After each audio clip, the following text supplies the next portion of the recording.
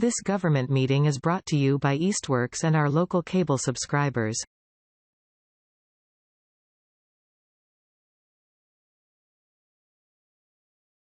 I think, well, Easthampton Media is here, but hopefully they'll catch us. Very good. All right. Let me call to order the meeting of the Southampton Select Board for July 11th at 6:01 p.m. If we can stand and say the Pledge of Allegiance, please. I pledge allegiance to the flag of the United States of America and to the republic for which it stands, one nation, under God, indivisible, liberty and justice for all. Great. Okay. This is having its issues, so I think I'm not going to do that. And we have one item, if the select board would Yes, take we've it got out of order. It's, Yep. You want to explain this was a signing thing we have to do? yes, this is documents that the select board had previously signed. However, last week when I mailed the original documents to be recorded at the Registry of Deeds for the closing of 235 Pomeroy Meadow Road, FedEx has lost the package. So we have to recreate and re-sign and have it re-notarized. So you have in front of you the page for the and there's two copies for the select board to sign, and graciously Lucy Dalton, our town clerk, has offered to be here to notarize those signatures to get this package recreated as soon as possible, then get it back out to them. Yeah. I assume it's being tracked by FedEx at some point, right? It is. It's in limbo. And we know it seems to be somewhere in their Chicopee facility, but other than that, Of course it's... yeah. The surveying company actually did another Mylar, and they FedExed that back out to the attorney for closing today. So we can, I'll just get these guys. Okay. We'll go back. Hey, Joe. Let you guys sign too, and then we'll get Lucy. Get that with you. Okay. All right. While we're just getting those two things signed, and then we'll have Lucy just notarize them, and that'll be taken care of. This is the re-signing of the conservation restriction, Joy, from last time. Got lost in the FedEx world. All right. So, any open time for the public? Yeah, Tammy. Evening. Tammy Walunas, 298 College Highway, speaking on behalf of the Historical Society.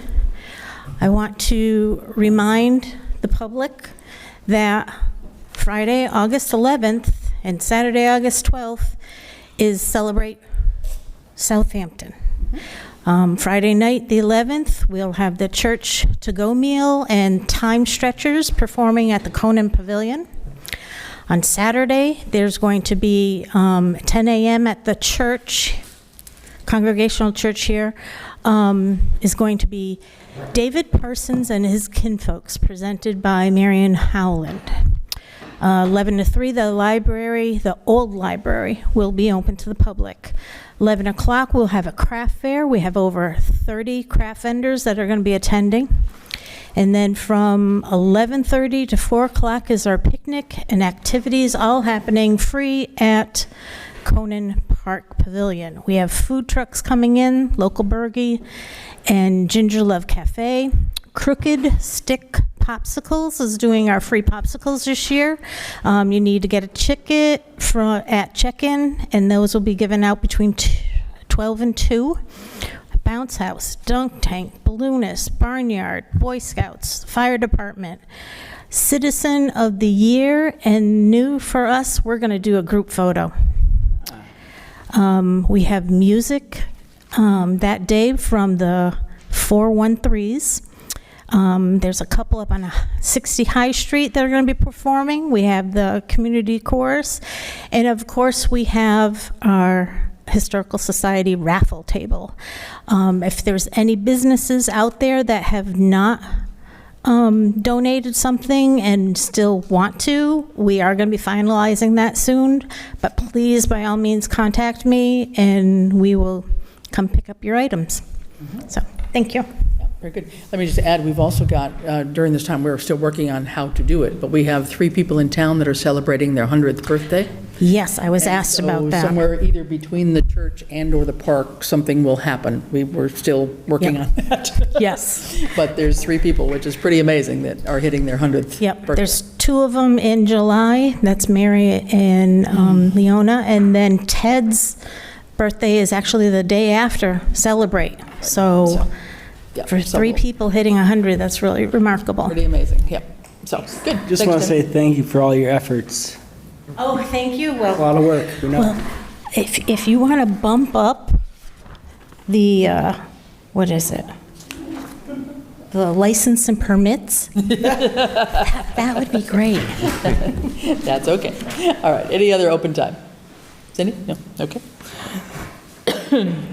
Okay, we don't have any public hearings tonight. We do have a presentation, and that's from our colleagues here at eMedia. So Jeff Mastriani, come on up. Hey everyone, Jeff Mastriani, Executive Director, Easthampton Media, now officially eMedia. I heard you missed us, so I thought this would be a great opportunity to come and catch you up on all the things that have happened in between the last time I was here and this one. And then we also have some business that we need to begin discussions on. I've handed out packets of information, including our annual report from this past year and some other things we may want to look at after. But let me just tell you about all the things that have happened, and it's quite a list here. So in May of last year, we installed a new playback system that I had come and told you was in dire need. That new system is functioning perfectly. That basically gave us the ability to live stream our channels now 24/7. It also has given us the ability to close caption live meetings. So this meeting currently is being closed captioned. In June, we officially rebranded as eMedia, and I do recall one of the former board members suggesting that perhaps we needed to change our name. We did take that into consideration when we were discussing the need basically for a new website, and we thought this was a good opportunity, so we went with eMedia officially. In August, we partnered with Valley Eye Radio to begin broadcasting of their live streams, and for those of you who know what they do, I'll just remind you, they are a nonprofit service that reads local news publications and other national publications for folks who are visually and reading impaired. We are broadcasting those readings of the local papers daily on your channel, with extended broadcasting on the weekends. We also began our closed captioning in August of last year. In September, we purchased new field equipment for our producers, which included camera kits, brand new cameras, tripods, microphones, the whole bit, wireless microphone kits. These are all for the use of our members and member producers. Also in September, we installed a brand new podcast studio in our facility, a very nice, high-quality studio facility, which is actually quite versatile, above and beyond podcasting. In October, we reopened our gallery space, and we are now displaying the works of local artists in our lobby area. We also began participating in the Easthampton City Art Walks, which happen once a month, now every other, or actually the second Thursday of every month. So we open for a reception, and we include live performance from local musicians as well. In December, we were awarded a $50,000 ARPA grant through the city of Easthampton. And since then, we've put that money to very good use. In January of this year, we purchased new digital audio equipment for our studio. We were basically buying equipment that we just didn't have. We weren't replacing anything. We just desperately needed all of that stuff. So we've upgraded and purchased new equipment for the studio. Also in January, we were awarded a Massachusetts Cultural Council grant of nearly $30,000. In February, we purchased a new upgraded lighting console for our studio that gives us complete control of the vast array of lighting we have in our studio facility. We also added a green screen curtain. And in March, this is probably one of the biggest things that have happened in the last year, we launched our revamped website. The website has made it incredibly easy to access all of our content now. Our channel schedules, video on demand, our channel streams, and our podcasts. Along with that, we incorporated a new member management system called Media Center Manager. And basically that is a way for members to be able to, one, sign up to use our facilities and equipment, to be able to sign up for trainings, to be able to recruit folks, to assist them with productions, and for us to be able to track membership and be able to reach out to folks and automate that process. And in May of this year, we purchased 3 new editing computers for our members and the addition of new 4K studio cameras for our studio. So it's been a big year, and we've spent a little over $50,000 in that equipment and those upgrades. And personally, I feel that for an organization of our size, we probably have the best and certainly one of the most well-equipped facilities anywhere, really. And lastly, by the end of this summer, we will be adding multi-language support for closed captioning. And again, as with the closed captioning, that does come at a substantial cost. And we'll be looking hopefully for sponsors and underwriting for that sort of thing.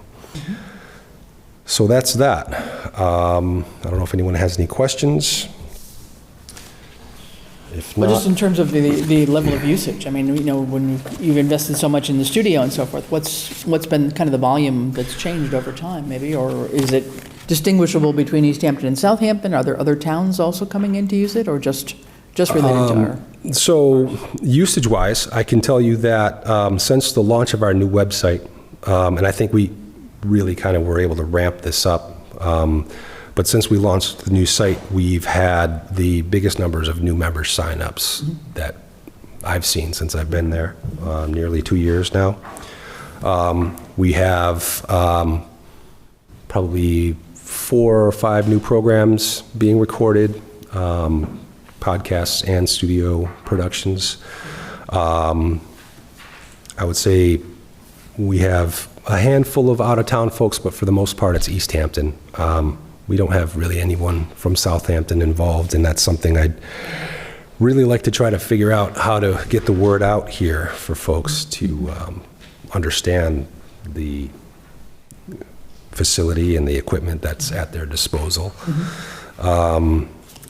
So yeah, I mean, that's basically our plan right now, is the board is now tabling at the farmers market in Easthampton to do outreach, to try to get folks involved, to be more visible in the community, rather.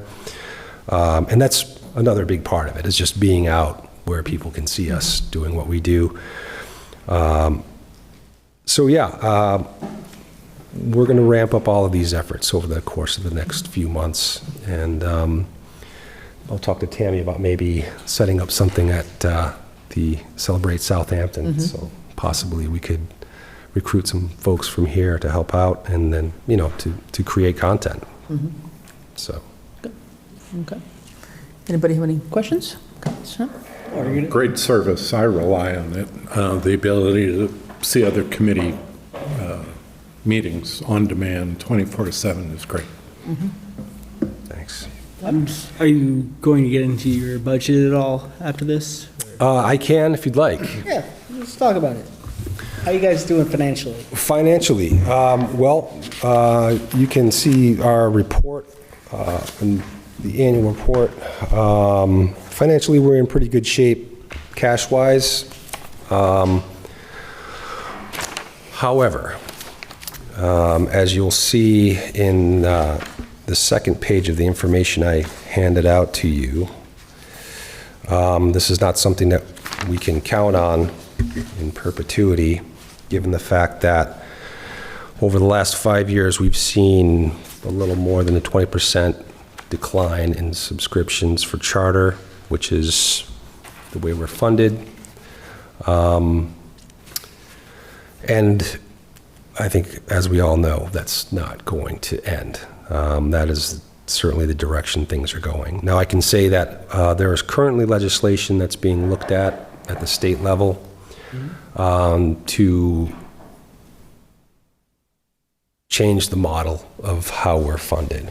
In fact, this week, on Thursday, if anyone is interested, from 1 to 5, there is a public hearing at the State House. I believe it's H74 and S34, both bills that are looking at different ways to potentially fund community media going forward.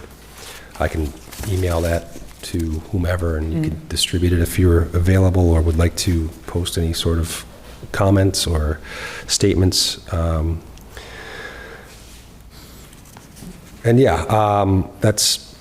That's really where we're at. We're figuring out different ways to generate revenue. Certainly, having a facility like ours is very appealing to other producers and folks doing things in the area, photographers and filmmakers and folks like that, who are looking for a space like ours to do what they do. So while that won't replace the revenue that we get from charter, certainly every little bit helps.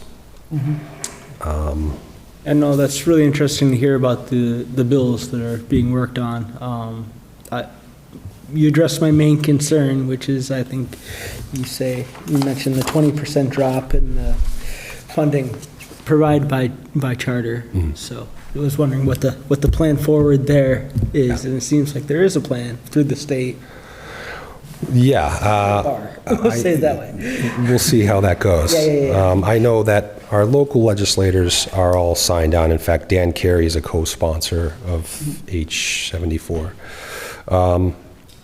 The other thing I think I should bring up right now also is that at the national level, and I can't really speak at length on this, but I can just sort of give you the gist, is that there was some legislation that was introduced that essentially would make franchise agreements void, that would give the corporations, the broadcast companies, basically free rein over all of the wires and all the means of their broadcast transmission, and sort of take you out of the picture altogether. I believe that's H3567, but again, don't quote me on that. I can get that information to you. I just heard about it at the national conference last week, and while I don't know how much traction that would actually get, I think the more important part is the fact that there are people out there that this is how they think. This is what they're looking to do.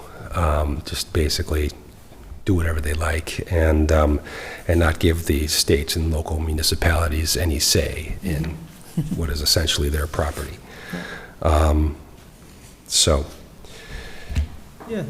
thank you. I think it'd be great to get, if you can send us those numbers or double check those bill numbers, just because if we can spread the word to our representatives in Southampton. Sure. And make sure they're in support of it, then all the better. Absolutely. The question is, when does our current MOU come up for renewal? Now. Right now. Yes. Today. Yeah, it actually, When are we I going to believe 3 enter years into- was in, Right, at the when end are of we May. going, Madam Chair, when are we going to initiate Well, negotiations? that was going to be a question in terms of, this was sort of our first foray to hear from you that you would like us to think about extending the contract. I think that's part of the agreement. It was a 3-year contract that That's right. had a 3-year renewal, I believe, on it. Yes. And so that came up at the very end of May, the way this looks, according to the contract. So we need to be taking this up and talking about what we're wanting to do here. I think it can be, according to, Section 17, we can extend it for another 3 years, is that right? Additional periods are 3 years each pursuant to the following, where you'll seek an extension by submitting a letter of intent to the town, well, theoretically 180 days before the expiration of the agreement, but anyway, you're here tonight. So that would be one question in terms of that, but we ought to get that on the agenda and get discussion about that. So I think we probably need something in writing. I don't know if things are going to be changing, if the terms are going to be the same. I know at one point you had mentioned that, and it's in your report here, that the number of hours that you've been recording meetings for the town, our various public meetings. And right now, the contract, I believe, puts you more for select board meetings and maybe planning board, is that right? Actually, no. It's only the select board. Only select board? I've got the scope of services as part of the packet that I handed out to you. And basically, the scope of service with respect to covering municipal meetings was that we would I thought it also cover included the regularly. annual- Sorry? No, go ahead. I think you're about to say it. Yeah, go ahead. I'll read it verbatim. Town shall include live cable casting, Easthampton Media, as determined jointly with the town, shall include live cable casting and recording of regularly scheduled select board meetings. Easthampton Media shall make its reasonable best efforts to provide additional coverage of other municipal meetings and other town-related programming subject to reasonable availability of staff and/or other resources. Requests for such additional coverage of other municipal meetings or town-related programming should be made at least 14 days in advance of the meeting to be covered, to afford Easthampton Media the opportunity and ability to provide staffing. Right. And I think a lot of the meetings that have been covered, or what's listed here, are ones that have been just recorded, and then you guys have transcribed later on for viewing on our public. We have processed them and put them Right. on, yeah. So the visual or on-site meetings have been much more select board, and I think from time to time, certainly the town meetings we've had a couple of bigger meetings with the senior center. Yeah, I feasibility thought one, it was et cetera. select board in one annual town meeting that was required, but I think one of the things I would want addressed at negotiations is I was at least under the impression that when we released the last $50,000, that part of that was to include recordings in this room. Because right now, we utilize this room for a lot of meetings, i.e. the school committee, and we can't record it. And where there's too many of us to cram upstairs. So I got to go back to my notes in the minutes, but I thought that was one of the conditions of releasing that $50,000 within the upgrades, is that was going to be fixed here in this room. And whether it was or isn't, or whether I'm misremembering, now would be the time to work that into this. Okay, I can tell you that we have actually reached out to some local vendors to try to look at solutions for that. That is something we would like to have for you as well. The number that we got was not agreeable, nor was it really taking into account the fact that this equipment is only 2 years old. I mean, basically, they came in here and they said, we need to replace everything. So I don't think that that's really the case. I think that we should be able to do something here to be able to get at least one of these cameras on and push button recorder here. In fact, I came in to try to do that. It's just unfortunately the solution wasn't as easy as I'd hoped. But yes, that is certainly something. Yeah, and if it, if it ends up being cost prohibitive, then it is. The other piece I don't know is, I know that the $62-ish thousand that we're currently turning over, annually does include the select board. It also includes some other things. So if we can't make this room accommodate recordings, and we wanted the school committee to be live like the select board, which I would argue is probably the second most important committee in the town. what would be that cost? Because I can't believe it's just another 62,000, right? I mean, there's got to be, if there's 10 meetings and they're 2 hours apiece, Right. what would, and maybe we can fund it, maybe we can't, but we don't know that dollar amount, which, again, through negotiations, we could Yeah. talk about. I think that's something I would agree, an issue to have the school committee meetings recorded here, because I think that's one meeting that a lot of people are interested in and Yeah. would like to be able to see live. I agree. In fact, Few people come into town hall, but planning board is probably in third position, I would think. And then a lot of these others, people are recording them just so that they can be live. And but the other option would not be, live, but there's technology money available to actually turn on the Norris Library, right? It's like that final step that we haven't done yet. Yeah, So could we treat that like the upstairs room where there's a recording set up over there? right, yeah, And then, because that would solve the school committee, that would see the one meeting a year when we're over there. when we're there, yeah, possibly, yeah. So I think there's things that we need to be talking about and figure Certainly. out how we can move forward with this, because, we ended up doing a lot of recording of, the Zoom meetings that many of the committees have been having, and having you guys convert them and put them up on our website and so forth. But so much of that was an outgrowth of COVID, because we were not, live and doing anything, that kind of, the habit, I guess, of recording meetings took over for Right. those 2 or 3 years, and have kind of continued, although some committees, I think, have stopped necessarily recording now, but they're taking diligent notes at least. Yeah. So, I can't speak to how we got to the current situation that we're in, where we're coming here twice a week, collecting SD cards, processing all of these meetings, live broadcasting the planning board. I fully agree that the school board, this is the first time, in fact, since I've been working in community media now for almost 16 years, that we don't broadcast the school board meetings live. One thing I will say, though, with respect to the $62,000 you're referring to, is that the other big part of this contract is that we operate a PEG facility, an access facility for the community, and that we provide equipment and training. That's very expensive. Our overhead is substantial, and it's only growing, especially since we're adding these additional features like captioning, multi-language captioning. I mean, we're talking, buying a block of 500 hours for $3,500. Now, that gets us almost 2 years, hopefully, at least at the current pace. But again, this is all stuff that gets added to our operating budget. It's not capital. And I will also say this, since I know, we're a few years out from the next negotiation with Charter. I think 4 years now, to be exact. But I know that they've changed how they're negotiating these franchise agreements, that they're no longer negotiating capital separate from operating, that they've increased the percentage that they're willing to negotiate for, up to 5%, but that's it. So that's just something to remember.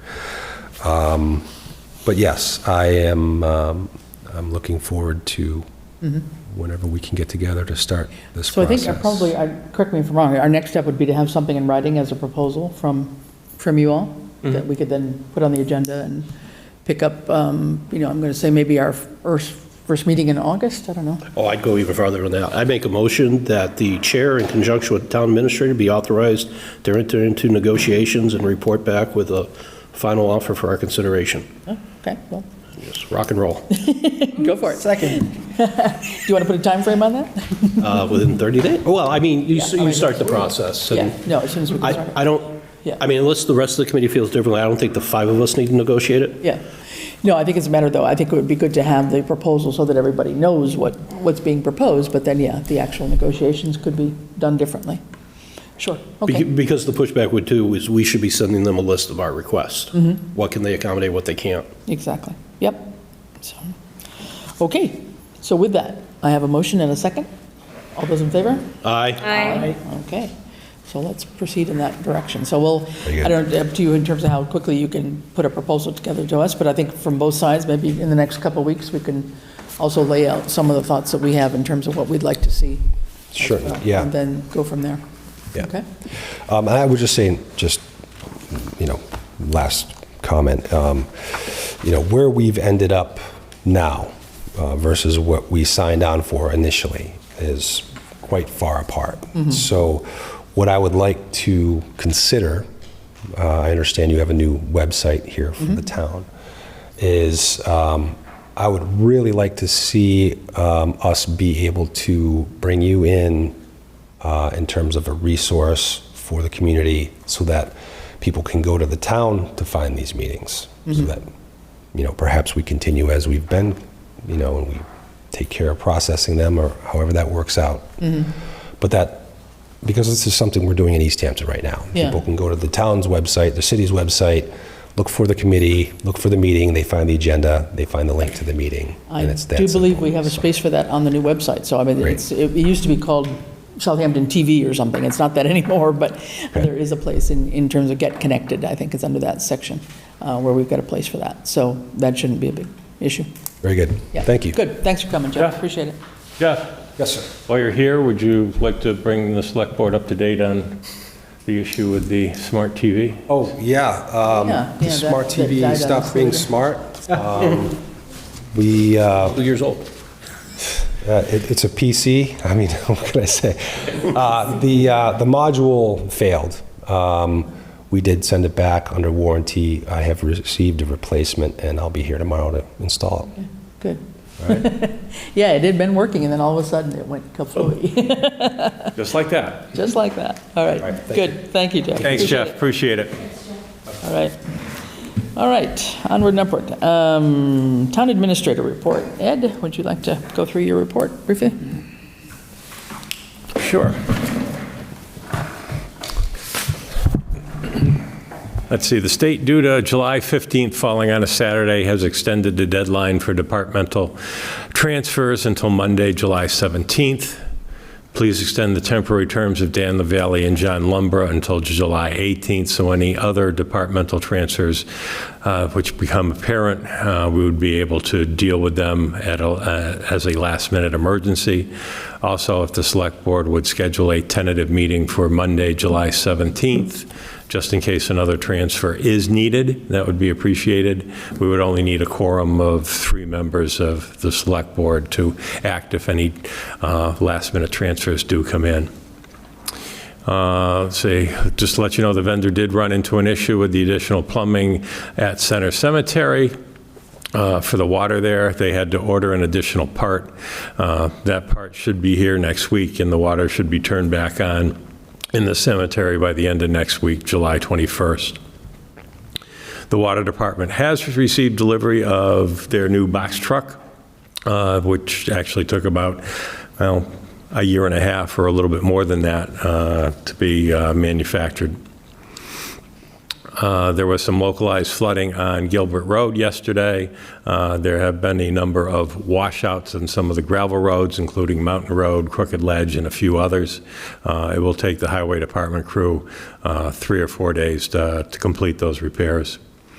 And then the town did receive a Mass Trails grant in the amount of $323,000 from the State Department of Conservation and Recreation towards the next phase of the Greenway Rail Trail design.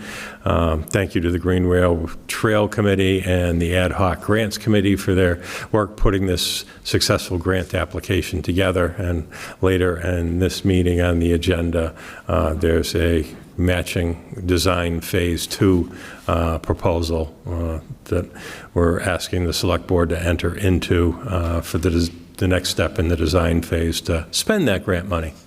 Upcoming select board meetings, July 18th, and for August to be determined. Okay. So let's take up 2 things. Anybody around on Monday if we have to have a meeting on the 17th? Who's not around? Do we have 3 people at least on the Not around. You're not around? Dan? Nope. No. Okay. Joy, are you around? I'm not around. Not around? No. Okay, 3 of us. Are we here? I'll be here for finance. Okay. All right. Then the 3 of us could be here on the 17th if we need to have a meeting. And then you want us to do I'll make a an motion. extension? I'll make a motion to extend the appointment period for Dan LaValle and John Lumber on the Finance Committee for an additional 48 hours, moving the expiration from July 15th, Saturday, to July 18th, a Monday at midnight, to accommodate any last-minute transfers that may be needed. Second that. All right. John motion, Joy second. All those in favor? Aye. Aye. All right. And Finance is meeting at 6:30, so Select Board might want to be available at 7. Okay. Good to, on Monday, Monday, okay. if needed. All right, so that's a good point. 7 About to o'clock on post it Monday. right now. Okay. There you go. That's what I call efficiency. All right, let's take a look for a second on the calendar for August while we're here.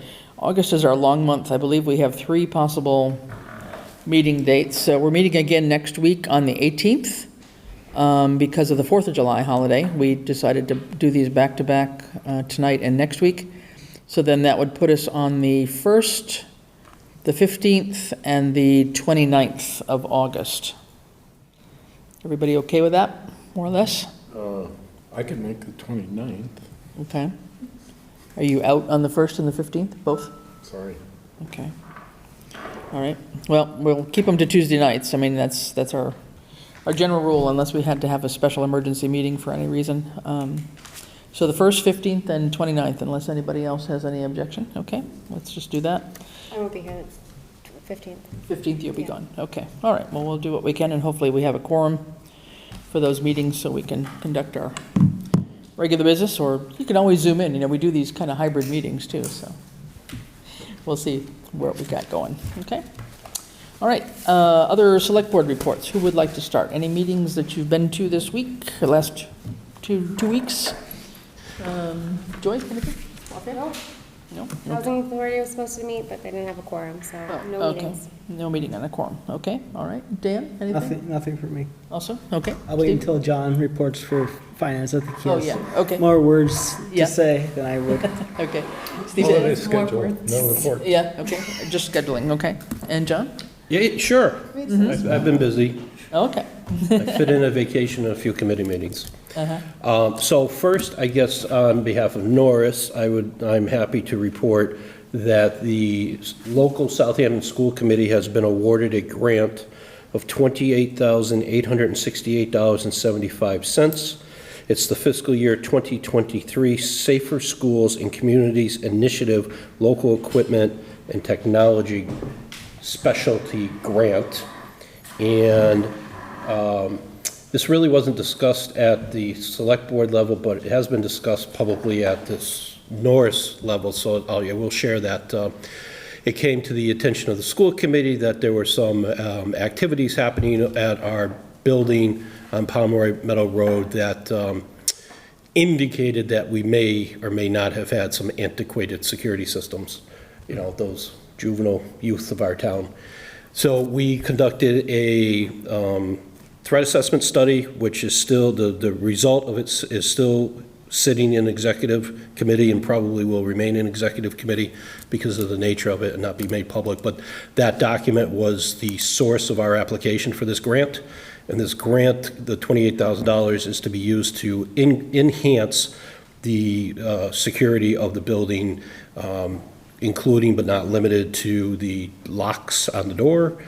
And an important feature that had not been available is this will also allow, upon receipt of an alarm or notification of an alarm at the police department, that dispatch will be able to access the live feed cameras at Norris so that they can see what's going on outside the building prior to the first unit arriving. So it's going to go a long way for it. And this particular grant, I believe, if I remember right, covers 100% of the upgrades. Great. So There's not a I matching would that give, we need or yeah, anything? and hats off to Chief Illingsworth's officer, who I'm drawing a blank on at the moment, that came in and worked with us on this, but this is a win-win. I believe it was Scott Gove that. Yes, Officer Grove. It's the highlight from Norris. Norris will be not meeting in July. We're going to meet in August with a full 3-hour schedule. Update from Finance Committee. Finance Committee did meet last night with 4 members. We also had a prospect member come in, so they got to see firsthand what the experience of our Finance Committee was, and we did not fail. We kept it to a lively 90-minute discussion. Very lively. We had the transfer number 5, which will come up later on, so I won't go into that. But we had a very productive conversation with our town accountant and our treasurer collector, along with the town administrator. And I think the committee as a whole has a much better overall understanding.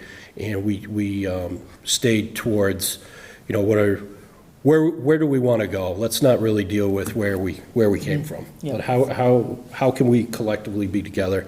And the action item out of that is probably by the next select board meeting, there will be a short white paper coming from those three individuals on how they see us meeting our September 30th deadline, how they're going to back into it. Okay, good. And then it's just a means of communication, and that we can check periodically as we go forward and address some of the other concerns, or not necessarily concerns, but roadblocks that they identified that seem like certain things outside of staffing that we should be able to eliminate. Okay. They shouldn't be issues.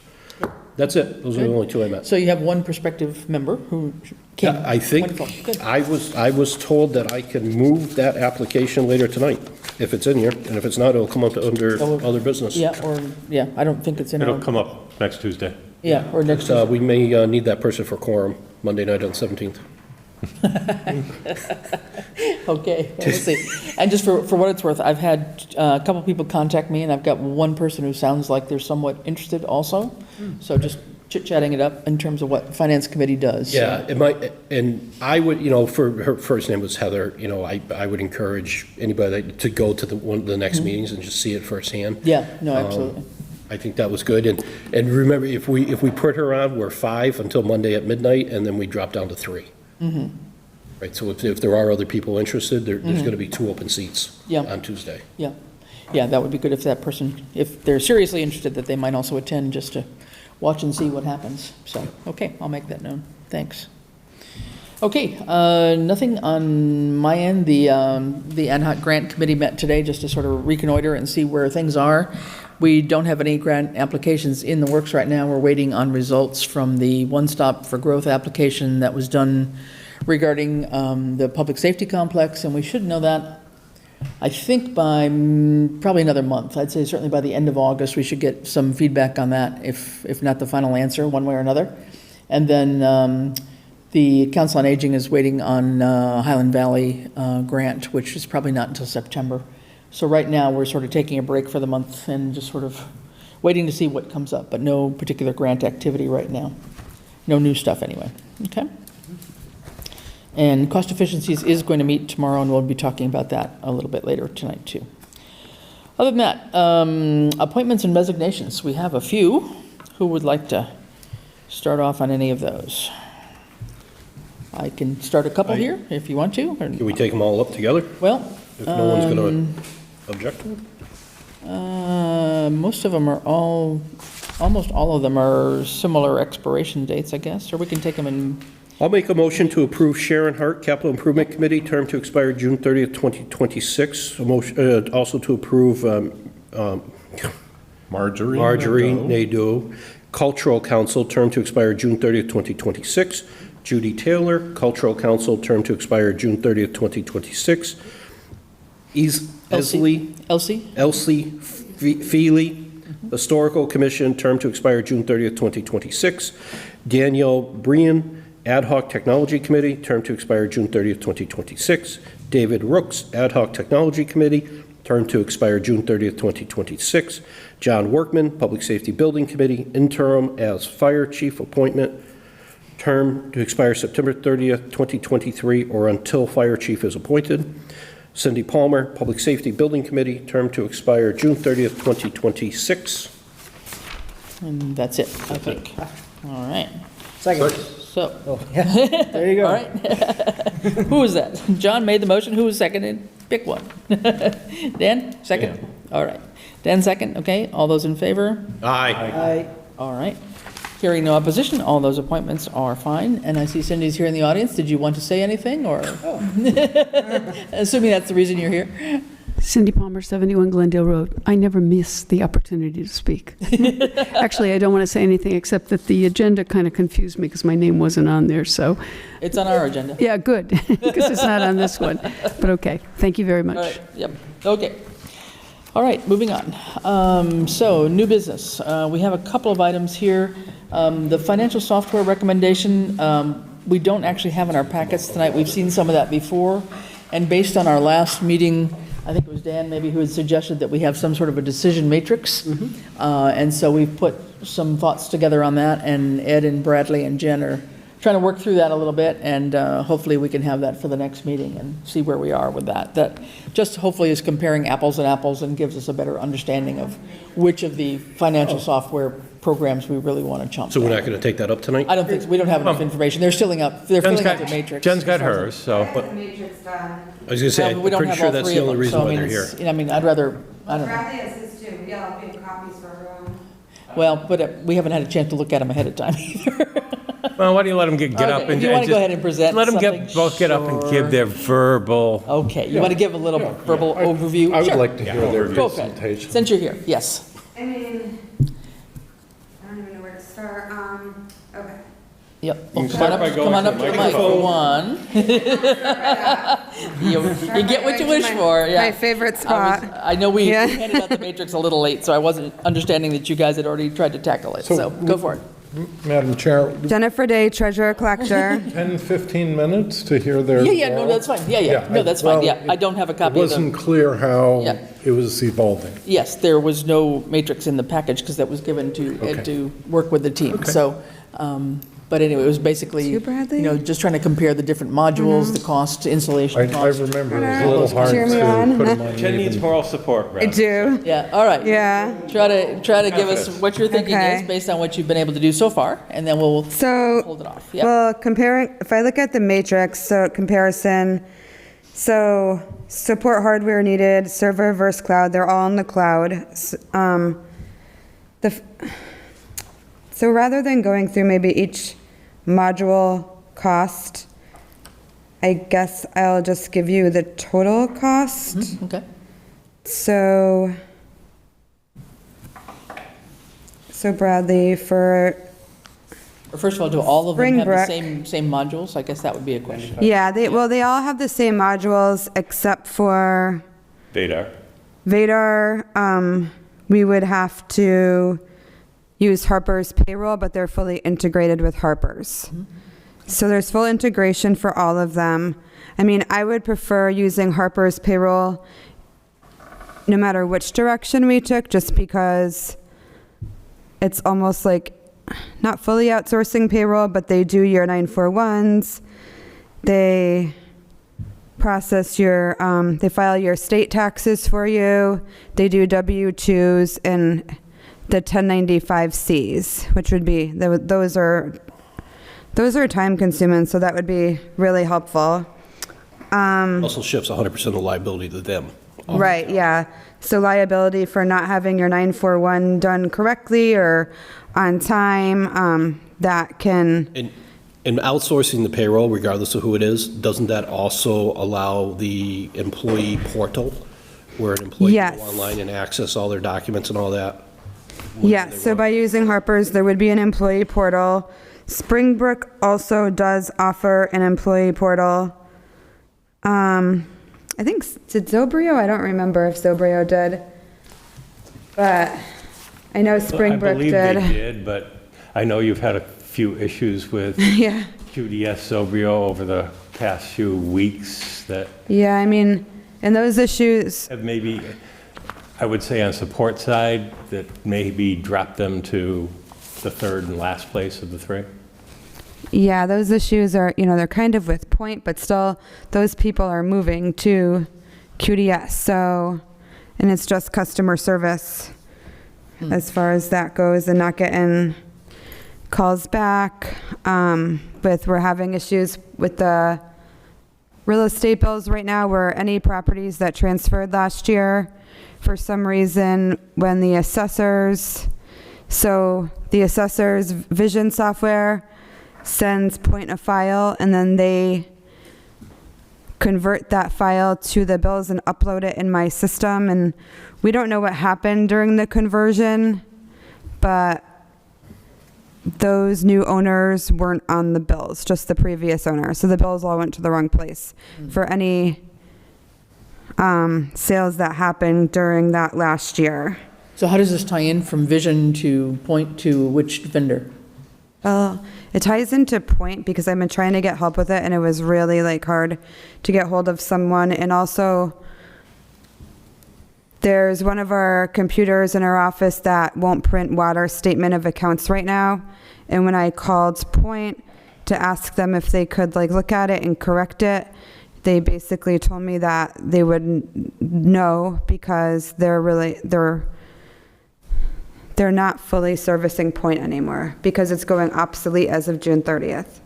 Okay. And Point right now is associated with number 3 on your list. With QDS. Number 1 and number 2. So the same person that told me no is going to be our customer service rep at QDS.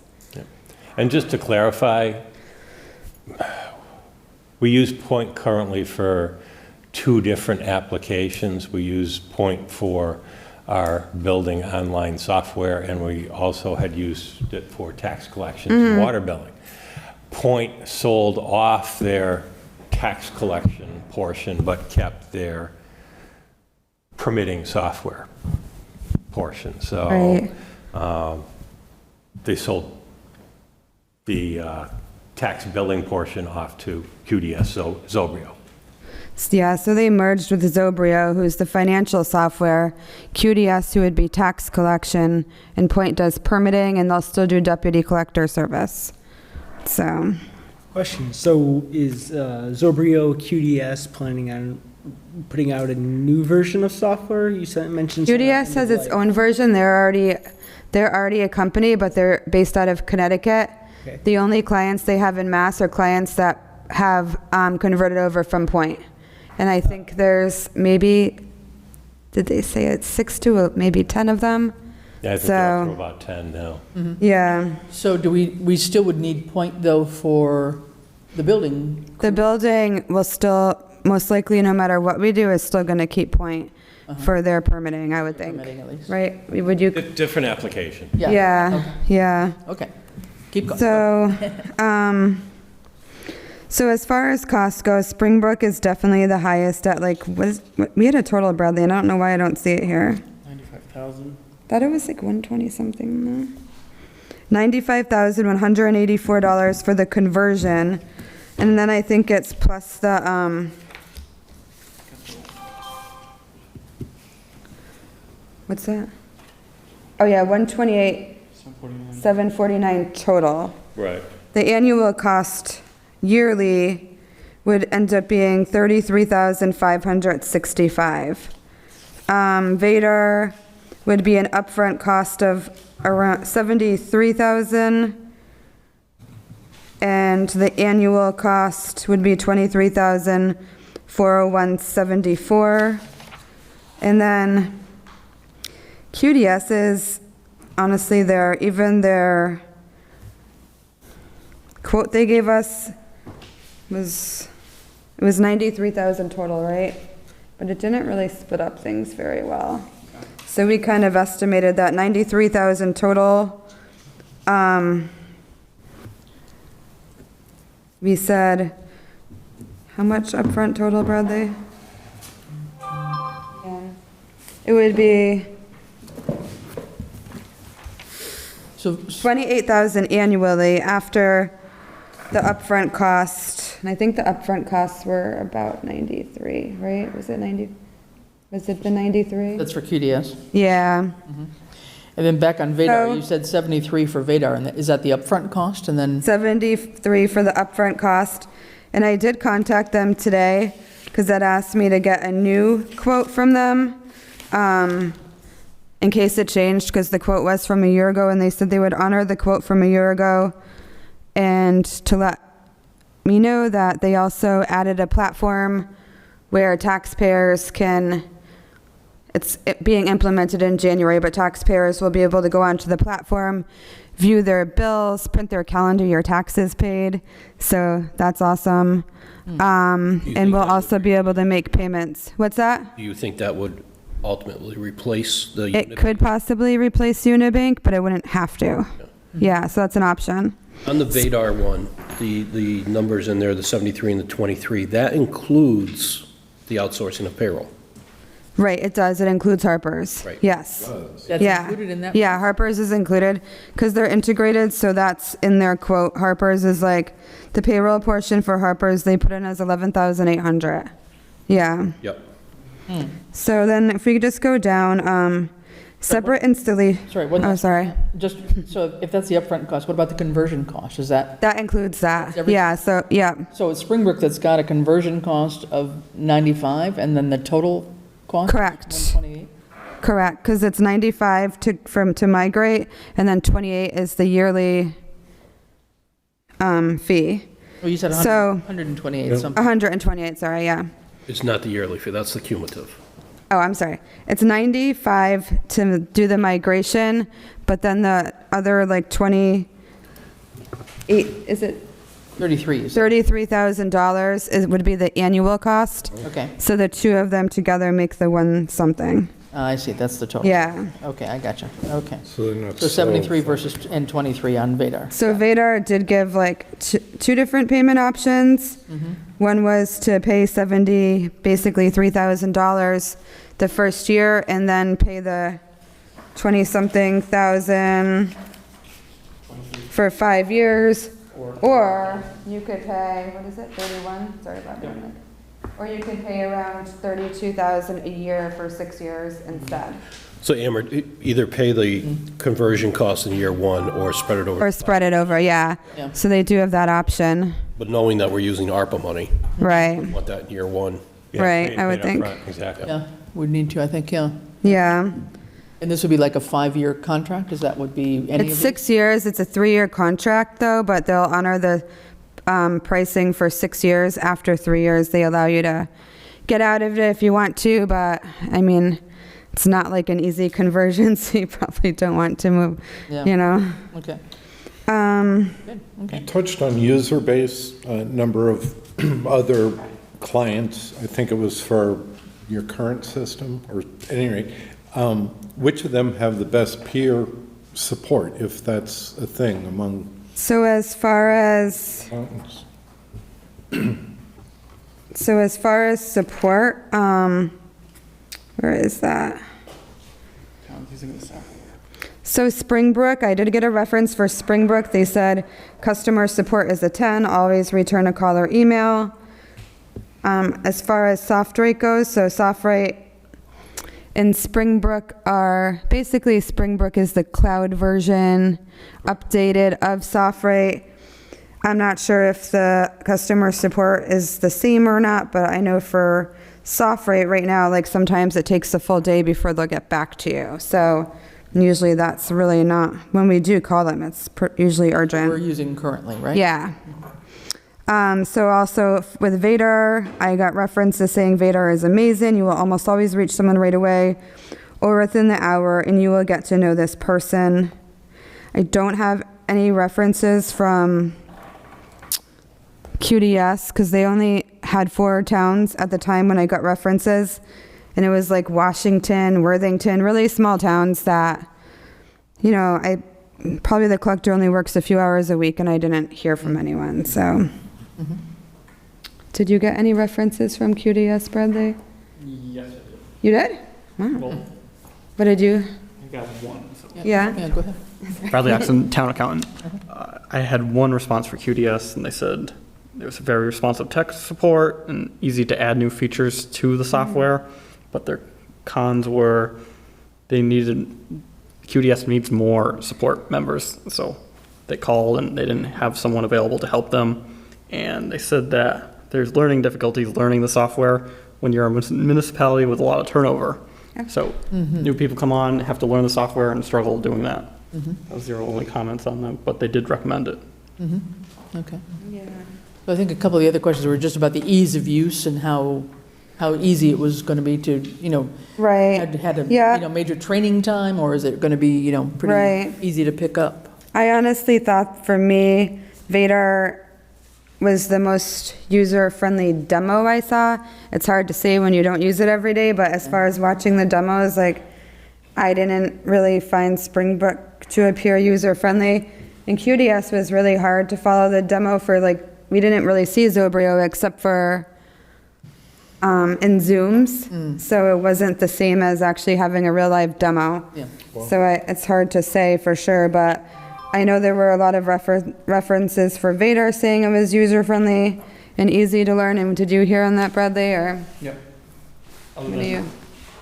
I think all of them, everyone took time to learn. It's no quick, everyone's gonna get it right away, but Vadar, people caught on and enjoy it. Everything I hear at my MMAAA education conferences, everyone speaks highly of Vadar. Okay. Yeah, so let's see. What about towns that are using these softwares?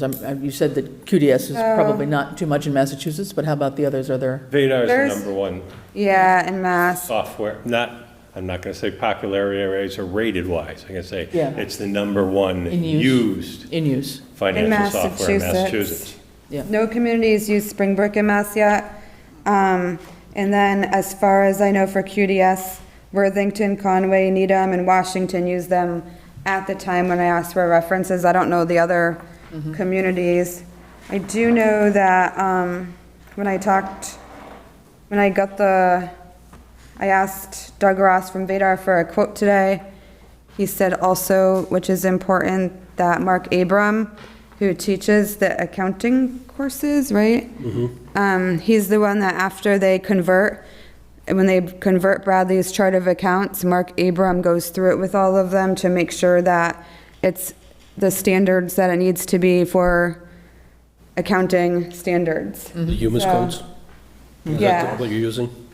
Yeah, so Mark Abram works with Vadar to make sure they're setting that all up correctly, which is pretty good. Good. So. And just, what about conversion time in terms of, So how long it Vadar, would take or when it could be done or any of that kind of stuff? well, QDS said they could do it in 1 to 2 months, which is pretty fast. I'm surprised by that. Vadar said 4 to 6. Springbrook I thought said 4 to 6 too, but Bradley was under is that true, yeah?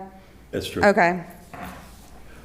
Just on that note, this was a topic of finance last night, and the finance felt very strongly that until we can put resources into cleaning up the backlog and have good starting numbers, we shouldn't be trying to do it. So thinking timeline-wise, if they could be ready, in a perfect world, if we could be ready to load the system by April, that gives May and June of this year, because we're already paying for the existing system. We'd Yeah. finish out this fiscal year in the current system, and then July 1st, Convert over. flip it over. So fiscal year '25 forward would be in the new system, and then, that would be Yeah, back there. the one small difference to that may be, and like I say, it's still my top pick, but Vadar is starting to creep up closer. If we did Springbrook, we could probably do a January 1st conversion and actually close our fiscal year '24 books in Springbrook. But that's because you're going from Right, their but how existing do you product to the feel, cloud. do you feel we'll be at a good spot with our numbers on the town side after We last still need to night's be hearing? caught up, but like I say, we could do probably a January 1st rather than April start. And I'm sure you could, but I don't know about Springbrook, but Doug Ross from Vadar says he never recommends switching over the financial part of the software, the accounting portions, on January 1st, if you can wait till July 1st. Yeah, and I would just add, I've done, with Single Point, I've done the conversion in Chester. Yeah, And we were basically running simultaneously, so we could do the transaction in real time in the old system, then we'd go over here and do it and see what the impact would be and how the reports fell out. So kind of give us a sandbox for the 2 to 3 months to play around with, to get comfortable versus. right. So, I mean, I'd leave that all to you guys to figure out, but. He did say that they could convert, like utility billing and taxes on January 1st, and then convert the, financial software on July 1st. So that's a possibility. Yeah, Do certain modules and get. can do that, something yeah. started, so you're not converting everything all at Right. once. I mean, that just seems like. Yeah, well, to that point, if I look at payroll, I'd rather do a conversion of payroll on January 1st. Yeah, So you get the full calendar year for tax purposes. right. Otherwise, you're gonna, you're Yeah. gonna do this whole thing on multiple Then you've got W-2s. two and different systems, yeah. Right. That's true. Okay, well, that's. There's a good. lot to think of, but. There Good is, yeah. information. Yeah, okay. My other question is, say we went with Vadar at this point, because that's about $32,000 less. Is there an option, and what, maybe it was asked and maybe it wasn't, but is there availability of, because we find ourselves with this extra money if we go with Vadar, that we could actually pay for on-site people to come down and during the transition and do hands-on training versus, here's your modules, go read these, and you guys got to figure out your own training? I feel like they might do some on-site training anyways, but I could check. Yeah. I know that in Springbrook's quote, they have in their quote like $5,000 for, say, payroll training and $3,000 for financial training. So they have trainings mixed right into their quote, right, Bradley? It says implementation and training For payroll. Springbrook, or is this? This is QDS. Oh, Yeah. QDS has it in their quote?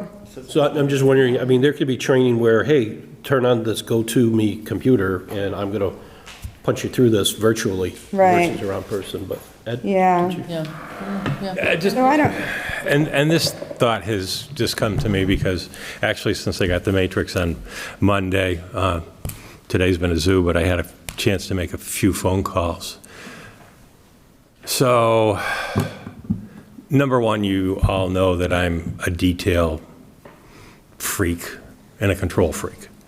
So, you've got two different products which are coming up, 1 and 2 here. One, we're going to have to outsource HR because of the fact that they don't have an HR, or payroll because they don't have a payroll module.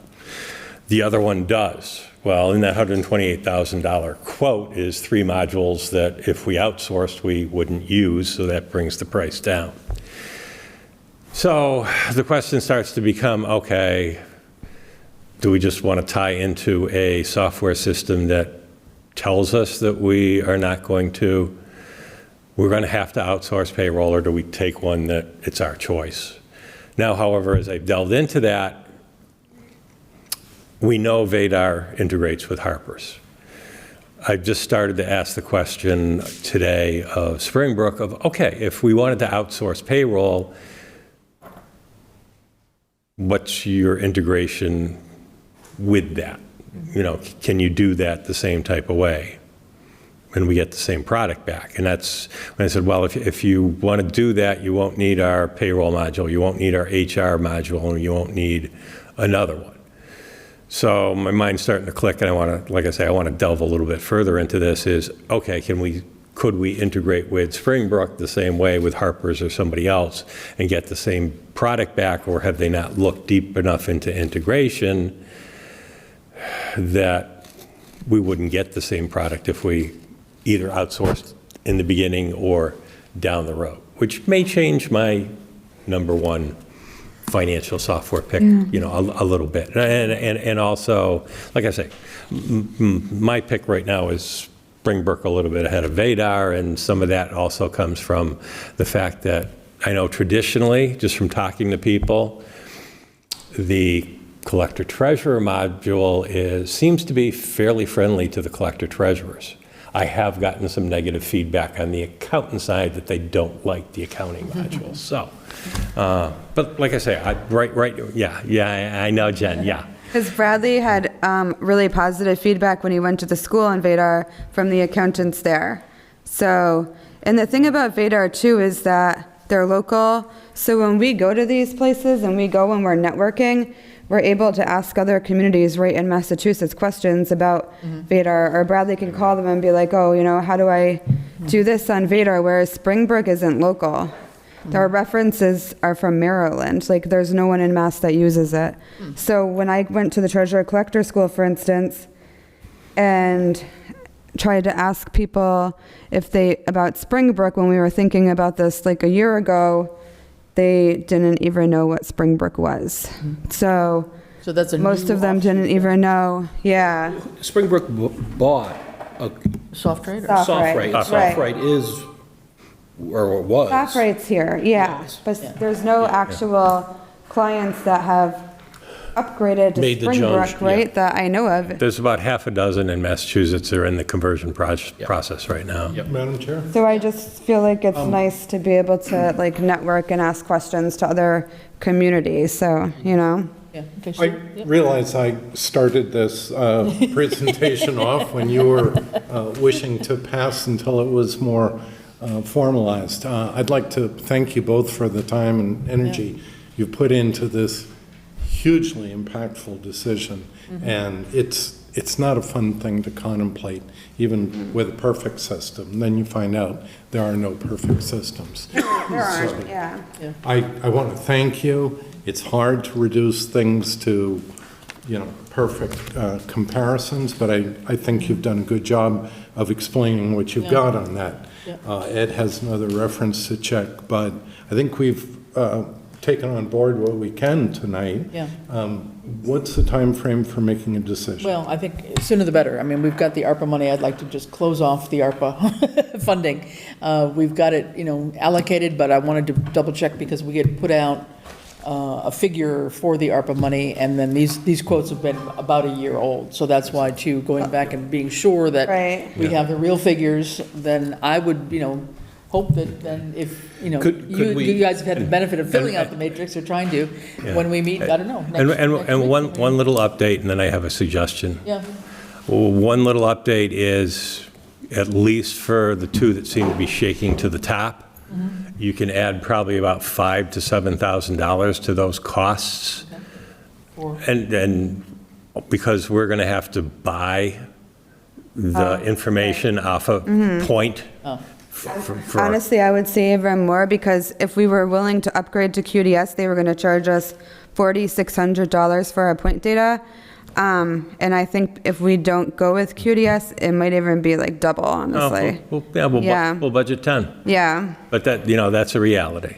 And then I probably have a little bit of a suggestion is, let us work on some of the questions, and we'll put what we find out into writing for the meeting on the 18th. I would like to maybe suggest that you take that into consideration, but also think about maybe, and these two can chime in too, because they're my peers, schedule a special meeting, and my thought process would be the top two of the three companies, do a Zoom presentation, and not to the level that we got it as far as the user modules go, but as an overview of what they have for modules, how they integrate between collector, treasurer, billing, accounting, and assessing, and the report process, and maybe give them like half an hour to do an overview, 15 and 20 minutes a question, and it's back to back. And then it's could be instructive. on your table. It's a big investment. It's a huge change. Once this investment's made, whether we like it no going or back. not, Going back. we're probably locked into it realistically. Yeah. Probably 7 to 10 years before you even think about, if you don't like it, of making another change. Oh, I did hear back from Vader, and I think you were out of the room, there's no increase in their quote they're going to stand to what they had in August of 22. Okay. Just so you know. Software's going to send me an updated quote. Okay. I'm okay as long as we do not end the August 15th meeting without a vote. That's 3 meetings now, right? That'll be next week on the 18th, and then we've got the 1st and the 15th. Right. Whatever needs to happen with these meetings and all that, we need to vote, we need to make a decision, because then they need to back into the conversion timeline. And this is just compound, they've got more than enough work to already do besides this, just to get to our September 30th deadline. And we've got, for all the right reasons, we're kicking the can. But let's stop kicking this can and redeem it. My hope and plan would be, we finish up those questions and whatever, and we get them for the particular vendors, we get them back to you on the 18th, and then the select board picks a date for a special meeting, and we reach out to those 2 top companies and say, here it is. There's one presentation at X amount of time, and there's another presentation at Y amount of time. And give us your last, best, and final There's no reason offer. we can't get that done before the 15th. I totally agree. Yeah. Good. All right, well, let's call it quits for now. That's a good overview, and thank you for tackling the matrix, and sorry we got it at you a little too late. But it'll be helpful to have that all, and it's clearer in my head based on hearing you talk about it than reading these quotes that were just very confusing to me as a non-user. to understand what, what they were Yeah. really even talking And about. I think I emailed you all the references I received, right? Did I? I don't think so. Because I did all my references in email. Okay. So I can forward those. think I I have saw them. references I did. for only Springbrook and Vadar, though I didn't get any QDS ones, so I don't know. Well, good, but I think I if have we that. could get the. And Jen and Bradley, thank you for taking on that matrix today while I was Yeah. putting out fires. Greatly appreciated. Yeah, no, great. Good work. And I think if we can get it ready for next week, and we'll have it in front of us, it'll be even easier now that we've had a good intro to it, so. Yeah. Thank you for that, appreciate it. All right, thank you. Thanks, guys. Have a good one. We'll see you tomorrow. Okay, Yeah, it's a good So, question. let's- Madam Chair, point of order. yes, sir. May I ask that we go out of order To? and take up the permit request for Conant Park? There we go. Just to, well, you know, there's no sense second everybody has to that. sit through everything else. As if we're not going to approve it? I Well, mean, Somebody's taking no chances. she's waiting, she's got her blog ready to go, just in case we oh, don't I approve see, it. all right, all right. If there is no objection, I'd There's like... 2 or 3 of them, it's not just one, though. I'd like to take them up as a package and approve the one day for 2 consecutive days, wine and malt permit for Celebrate Southampton, Tammy Wellness, Conant Park Pavilion, August 11th and 12th. All paperwork seems to be in order. Also, 1 day wine and malt for Susan Regali, Conant Park Pavilion, August 26th, 2 p.m. to 7 p.m. birthday party, and a 1 day wine and malt for Philip LaPrade, Conant Park Pavilion, September 9th, 2023, noon to 5 p.m. for baby shower. All right, motion by John, can I have a second? Stephen? Yep. All right. All those in favor? Aye. Okay, hearing no opposition, all 3 are approved. We will get those signed this evening. Thank you. That Anything takes else care you of need, those. Tammy? Nope, that takes care of the permits. We gotta- We're going back to new business, and let's pick up the Greenway Trail Phase 2 design issue on the tie and bond proposal. We have their proposal dated June 15th. This was a revised one. Yeah, it would have been on the left side of your package. Yeah, on the left side of your package. It had Rather a than the one in different the date on it. packet. We need the real, yeah. one Yeah, that Mark okay, have. yeah. No, Well, there was an I updated the one. certificates, Dan's got them, that's fine. Yep, that's fine. No problem. So the revised one is dated July 10th. So this is the Greenway Amendment 2, Phase 2 Preliminary Engineering Design Services. And this talks about how they would go forth with all the work they're going to do related to the new grant that we've just received, right, Ed? Right. And what this does is it matches the DOT tasks by timeline to the total of $385,000, which is $320,000 from the Mass Trails grant and $65,000 from our local match to the fiscal year '24, July through June timeframe, because the grant expires on June 30th, 2024. Right. So this matches what we have applied for with our local money to the task that can be accomplished and not exceed DOT's timeline to keep us headed towards the tip. Right. And this would get us, am I right, this gets us through the 25% design? Yes, it does not get us to the 75, because actually the 75, it would be outside this in the DOT timeline. Okay. So It does get us through the 25%, and believe it or not, once you're through the 25% mark, you're actually most of the way there. most there, Yeah. Okay. You don't think it, how they put the percentage with it, but you are. Okay, yeah, so thered be some sort of a separate amendment or a different scope or whatever for the 75 and 100% design?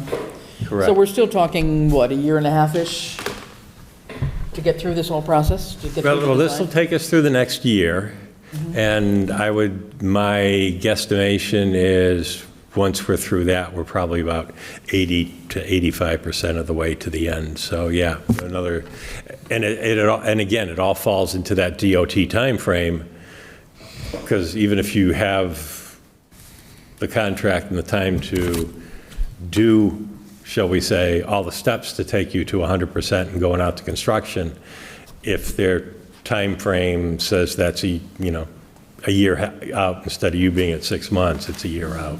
Okay.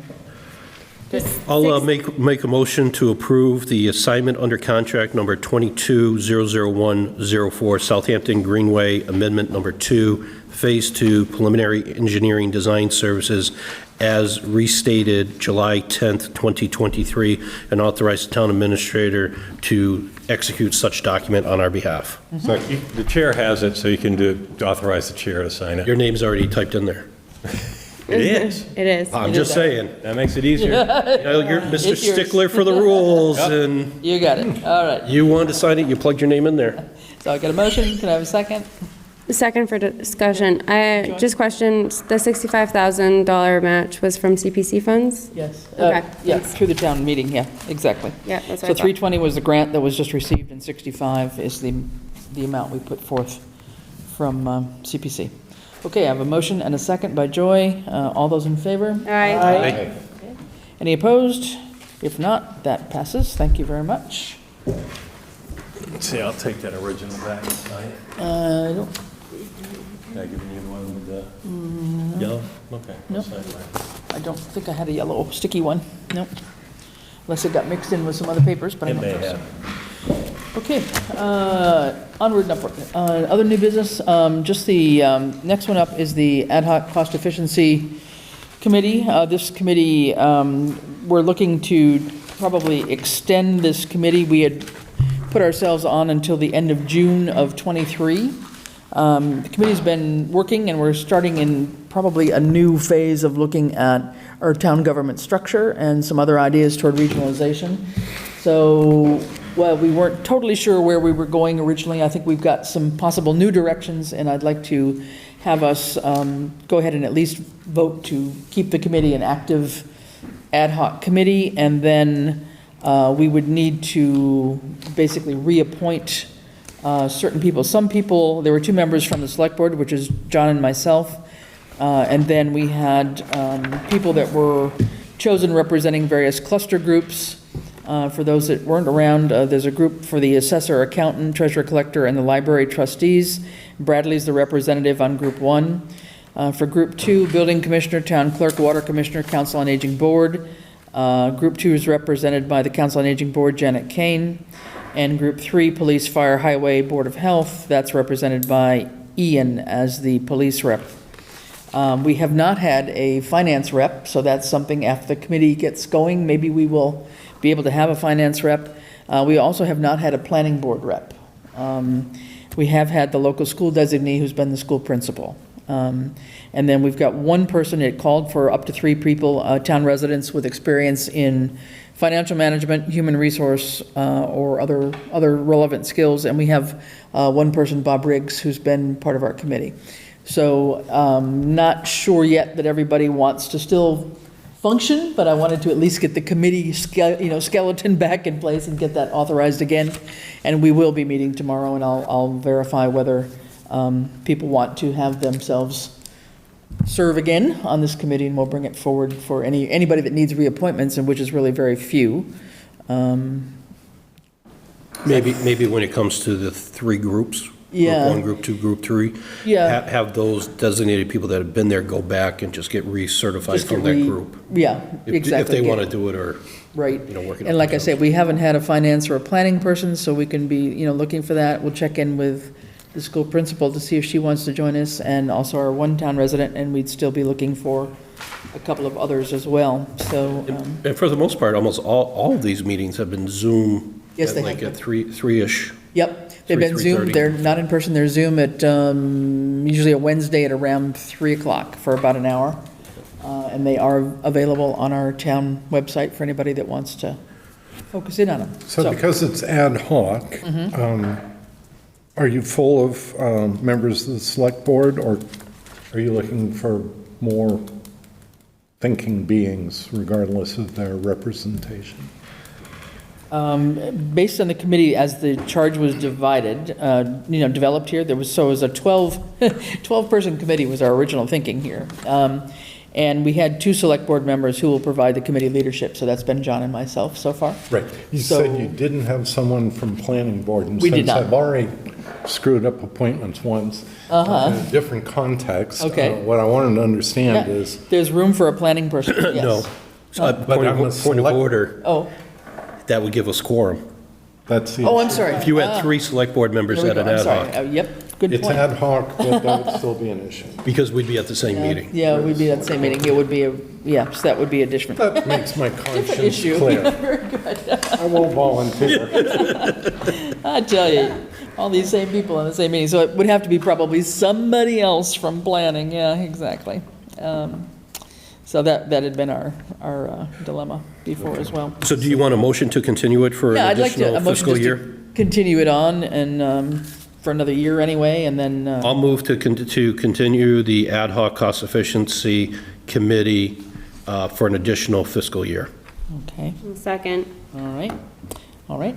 All those in favor? Aye. Aye. Okay, thank you. And we'll come back and get confirmed with who will actually be on this, and I agree that we would, for those who have been chosen by their groups, we'd want them to just recertify, and we'll verify with everybody else, and we can come back, and, John and I think, I will speak for both of us, or I'll speak for me. I'd like to continue on, but if anybody else would Now we're like to getting to the join in. good stuff. Yeah, I'd like to stay. First couple meetings about copiers and toner usage, I'm like, I don't know if this is I know, really worth my time. trying to find all that, nickel and dime stuff that we're so I good know, at, right? but as I say at work, if there's no comma in it, I don't really want to be involved with the discussion. Exactly. All right, so thanks for that. We'll keep on moving with that and get back to you on it.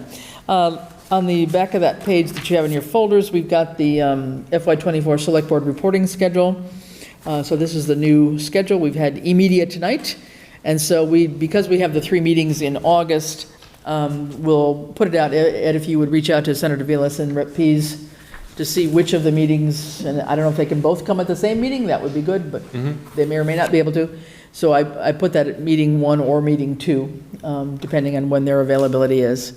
And then after that, it goes down to Greenway and Parks for August, and then on further for September, we'll just do 1 meeting a month of report outs, except for January is another double. January and April have extra Tuesdays in them, apparently. Okay, so that's what we will put out, and basically pretty much the same outline. Priorities and activities, budget spending concerns, status, any grants especially. This was an issue that had come up as related to budget because there were some that were able to get grants and we were not understanding how that was maybe impacting on their budget. They might have gotten a grant for something that had been budgeted, so we want to know that more. And then I know, John, you'd mentioned this personnel or staffing updates. That's only if it's applicable. It's only for certain committees. It's Actually, not could I things. Yep. Could I take a day or two to reword Sure, this and absolutely, yep. circulate it around? Yep. And then plan events for the next 6 months, long-term issues for select board consideration. So yeah, if you've got 1 or 2 things you'd like to change, we can do that. Okay? So the staffing issue really only applies on the department level rather than anything else, although it could be on, committees that are shorthanded as well. It's okay?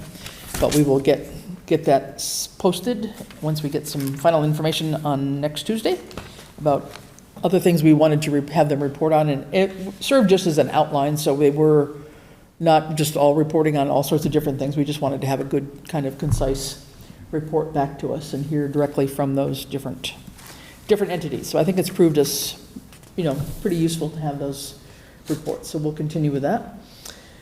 Next, I think we have departmental transfers for FY23, number 5, and we'll give this to Mr. Ed. Looks like we have some $54,000 here. $54,054.42. So we have from deficit fire chief salary of $6,754.17, coming from principal's accessory salary of the same amount due to vacation payout. Council on Aging director salary deficit of $73.34 for vacation payout, coming from principal assessor salary for the same amount. Gas and electric town hall deficit of $5,387.65, coming from group health insurance of the same amount due to the energy cost inflation during the past year.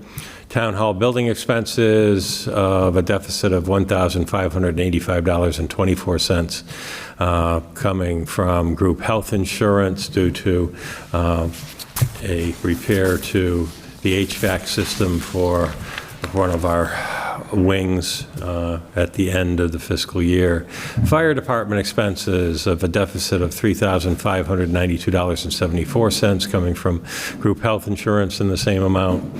Fire EMS building expenses of a deficit of $2,565.01 coming from group health insurance in the same amount.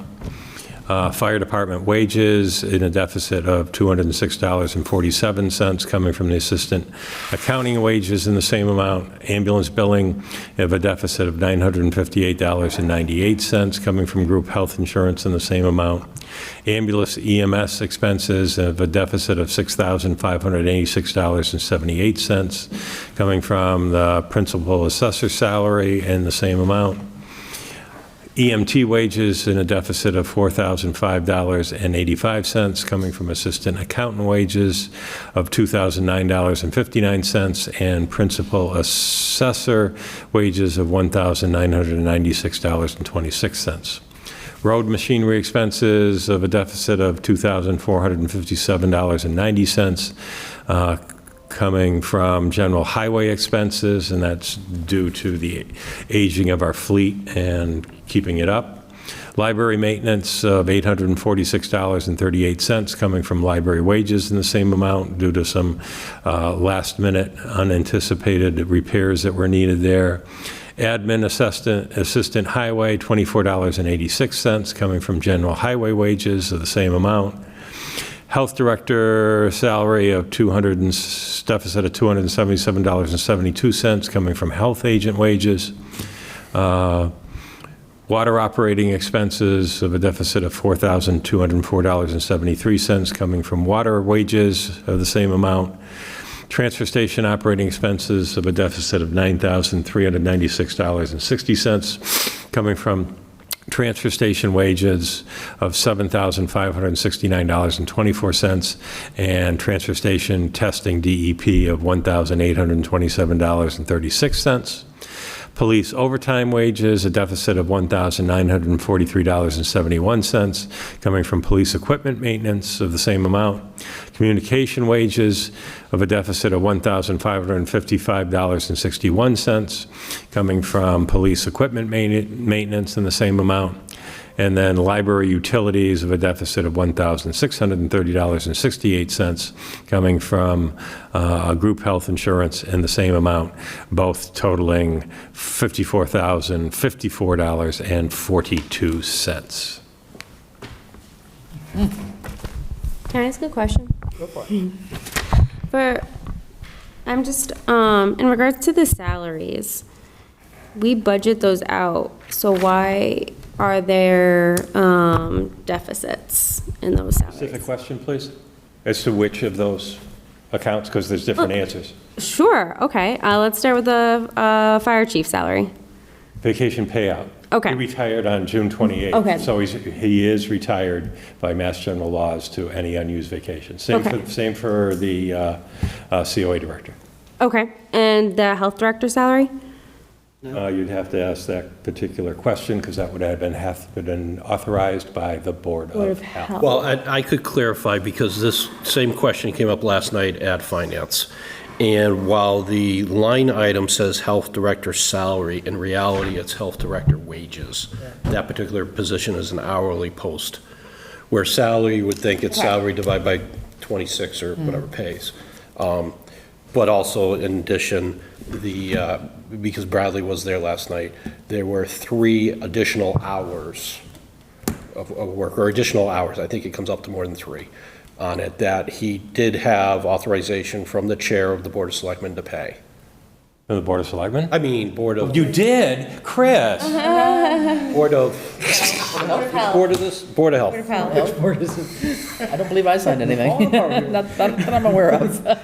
You keep slipping papers at me, but no, I do read them. Couldn't resist.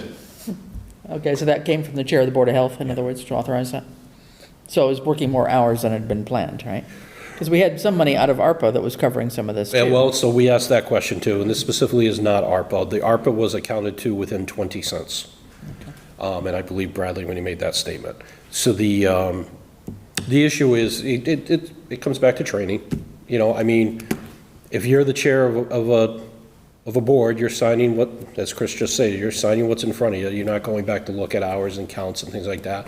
But this new software system that we're going to put in place someday should resolve that. And the chair of the Board of Health is aware that Yes. overspent accounts, or deficit spending, a $1,000 fine, and you're personally responsible for the deficit.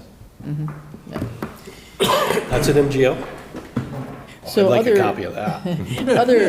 Post that somewhere. Other things, as I look at this, a lot of this, and obviously this year's been a crazy year with energy costs, but, you know, as I look forward to something with our cost efficiencies committee, I guess I would wonder, what is it we could be looking at, you know, toward looking at our utility costs around everything, from town hall building as well as, you know, some of these others, and I know the green communities will help a little bit, maybe? I mean, it's, But- and it's not just, okay, it's not just the gas or the fuel oil or the propane, it's the gasoline and the diesel that, you know, our equipment runs Yeah. on too. But so. let's replace the public safety buildings. Get them out of buildings that are over 100 years old. Right, I mean, exactly, there's some savings more there. energy efficient buildings. Yeah, exactly. I hear foam insulation is rather big these days. I have seen that, exactly. And then, And then for, you know, as far as fire and EMS goes, okay, if we were having more, shall we say, ambulance runs that we weren't anticipating, that adds to that, and then it's just the mix of, okay, how did things come out as far as fire calls and EMS calls? yeah. But I guess I'm back on the, and I'm trying to figure out which line it is here with your notes, but it looks like I it's just it's realized your notes, sorry. It's an okay. issue on, it looks like it's energy costs as the rationale too for line P, I think. So this, the transfer station operating expenses, 9,300 in deficit. And that's all energy related for the transfer station? No, it says. You know that big including- compactor? It broke down. Well, no, well, those are repair costs. That runs on electricity, so yes. Wow. Need some solar panels on top of the Yeah, methane well, hey, tax. there's lots of solar grant money out there, I'll tell you, folks. And then my last question, I guess, is on Sorry? ambulance EMS expenses. That's the actual supplies for the ambulance, or? Yes, that would be, correct. Okay, so we have the request before us. Could we have a motion to consider this transfer 5? I'll make a motion to approve fiscal 2023 number 5 transfer totaling $54,054.42. Second. Second by, I've got Stephen first, so I'll take Stephen. Second, okay. Any further discussion? Okay, if not, all those in favor? Aye. Okay, motion passes. Thank you very much. As of this moment, we are all in balance. Okay. Yeah, you All right. Thank you. Yep. All right, next up on the list here is the Housing Trust Committee Yeah. establishment. And Joy, I might let you take on that one? Sure. This is a charge, a call for action for applicants to apply to be on the Housing Trust as a Housing Trust trustee to carry out the purposes of the Southampton Housing Trust bylaw. The membership is based on what was outlined in the actual Housing Trust bylaw, which comprises of 5 voting members, including a member of the select board and 4 qualified residents who have experience or knowledge with real estate, finance, affordable housing, banking, architecture, social services, or the like. And to fill out a town's, and if they're interested, to fill out a town's volunteer application form indicating their interest in being a member of this committee. I really should put a trust, like being a trustee of the trust. So I'll edit that. The August 1st, 2023 application deadline, I just put in there as, a placeholder. We can move that as necessary. The trust may begin voting as long as they have a quorum of the fully intended membership, which would be 3 voting members. And that the trustees can decide to meet as soon as practicable. Yep, and each year is 2-year terms, with the exception of the 2 initial appointments. They should be made for 1 year only, so as to allow staggered terms. Questions, comments, concerns? Well, do we need to, at this point in time, talk about who from the select board would like to be part of this? Are we at that point, we want to do that, or I think is that's, there more to be added to this? I don't think there's more to be added to it, and I think that that would be the first step. All right, do we have any particular volunteers who would like to be part of the Housing Trust?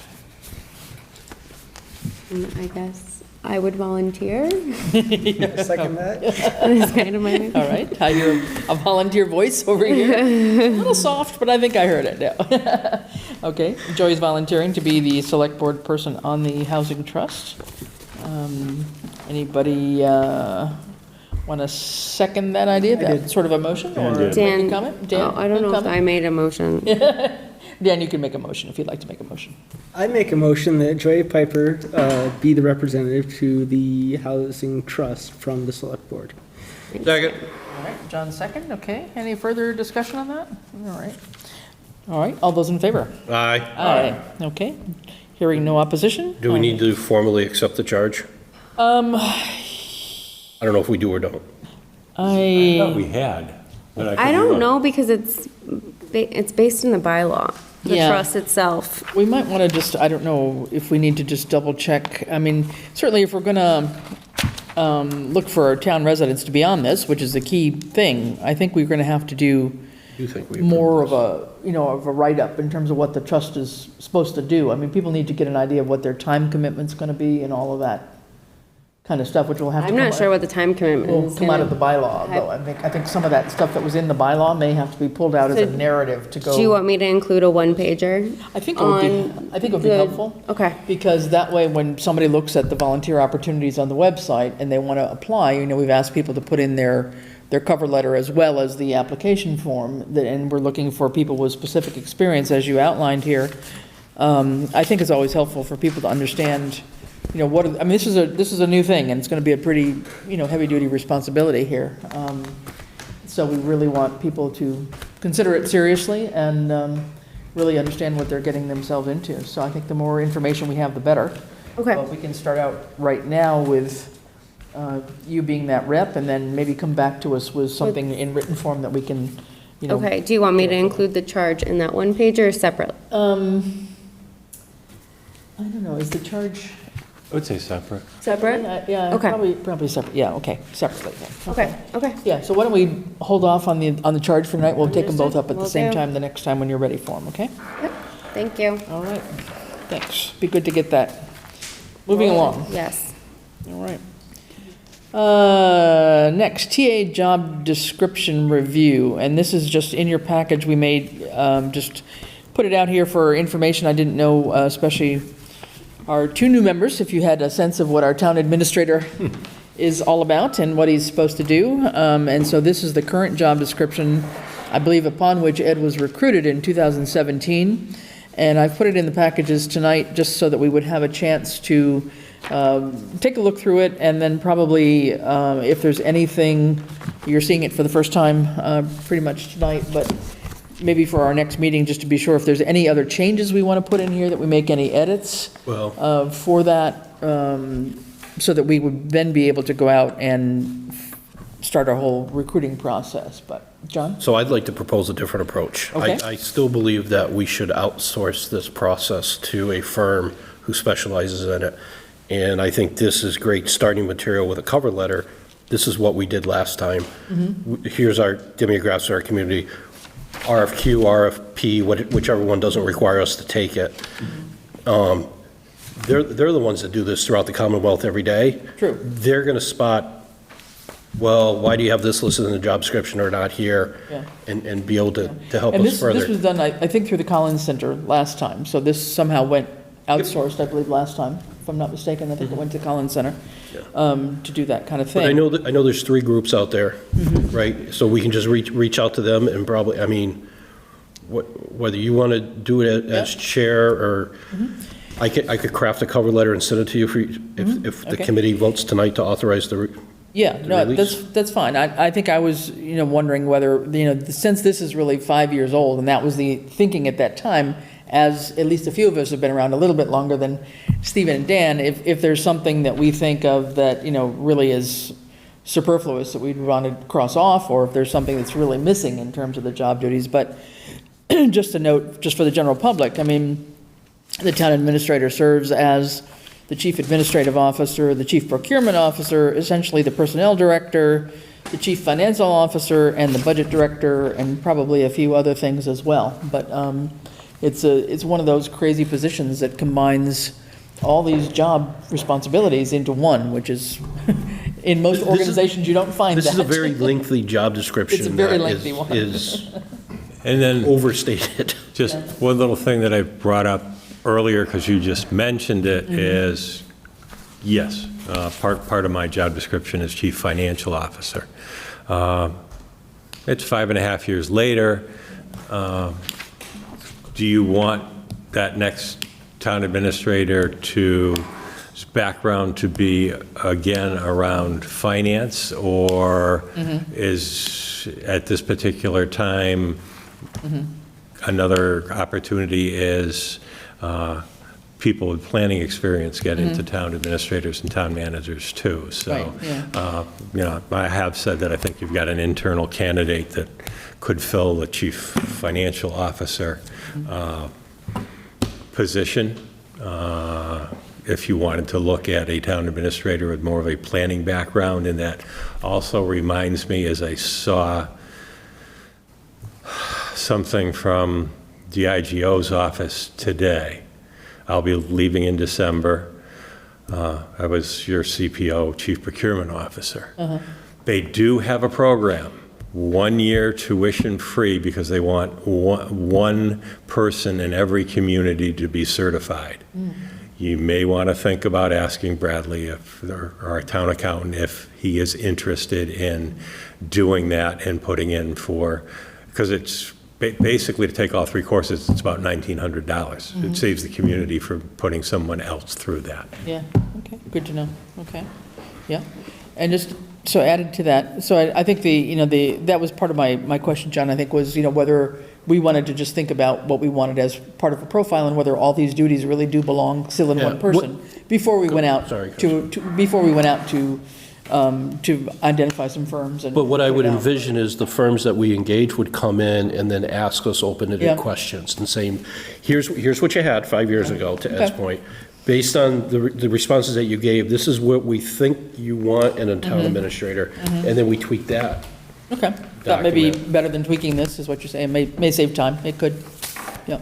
And the town administrator profile is something that had been handed out at that time too, and obviously that's a little bit outdated, some of it's true, but it's. But there again, they go through, the part of their fee is they're updating all that, Right, putting they would together do that that as a 4-page package. pamphlet, color, and they've got the networking Yep, to send it out to, that, maybe we can get somebody. right. So is this a request for proposal then? Is it an RFP or is it an RFQ? What is it? For the position or for Yeah. I would say- service? Service, Yeah, I would say probably RFP. And I can RFP. actually go back through the files and see how they did it How 6 they did years it ago. before, too. yeah. Okay, so we would probably move forward with an RFP. So I would be glad to, lead the charge on this and try to, if you would like that. Great. And we've got, I think we know Collins Center, we've got the names of a couple of other companies that do this as well. And so we'd have at least 3 that we could send it out to and get proposals back and see what they have to offer. Right, and so then simultaneously, just to get ahead of the curve. Yeah. We would probably want to create some sort of scoring chart Yeah, for when the responses come right, in. right, yeah. Dan's good at matrices. It helps to make decisions. I mean, we can have the vote ready by August 5th, I mean, let's push. You're just moving here, aren't you? Yeah. We meet every No, I 2 know. weeks, let's be productive. Indeed. All right, so anyway, we do want to get moving on this sooner than later. We just know how long it takes us to get things recruited, get people recruited and get people on board, so the sooner the better. So I'll make a motion to authorize the chair on behalf of the select board as a whole to request or to release an RFP for the purposes of assisting us in recruiting our next town administrator. And that she be empowered to reach out to at least a minimum of 3 firms and more if needed. Okay, Second? all right, Stephen second. Any further discussion? All right, if not, all those in favor? Aye. Aye. Okay, so be it. We will get rolling on that. All right, what else is on the list here tonight? That's it, motion to adjourn? Not quite. You get me all confused when you move things up from the bottom here. I got to be sure I got it all in order. Yeah, there was just one other thing in terms of the COA director status, maybe? I had put it on here as a tickler because the PPB hadn't met, Okay. and that was delaying filling that position, but the chair has called for a special meeting on this Thursday, so hopefully they'll have a quorum and be able to take that up, so that individual would be able to give notice at their And be able to current start, yeah. Okay, great. employment. All right. Is there any other business that can't wait until the July 18th I believe meeting? John does. Yes, John? So I have 2 things. The first one is I would like to move the Heather Broder application for Finance Committee that she submitted on July 5th to us, and the paragraph that came in. And this initiates, she communicated with the town administrator, put in her official request for consideration. The town administrator invited her to attend last night's meeting, to which, as I said earlier, she sat through the whole process and wasn't scared off, and indicated at the end of that she would like to be moved forward. So I'll just quickly read the thing. My name is Heather Broder. I've been a lifelong resident of Southampton. I have a finance degree from Western New England University. I have worked in accounting departments at Staples headquarters, C&S Wholesales, and Smurfit Stone. I was the bookkeeper for Samuels in Springfield for 16 years until it closed in 2020. My husband and I currently own Old Colonial Building Company, and I take care of all the accounting associated with the business. I love this town and would like to lend a hand to the committee if I could. Okay, wonderful. This would be a 1-year term until the next election. Right, May 21st, 2023. Yeah. Second? Yeah, okay, we have a motion and a second by Stephen. Any discussion? No? All right, all those in favor? Aye. All right, hearing no opposition.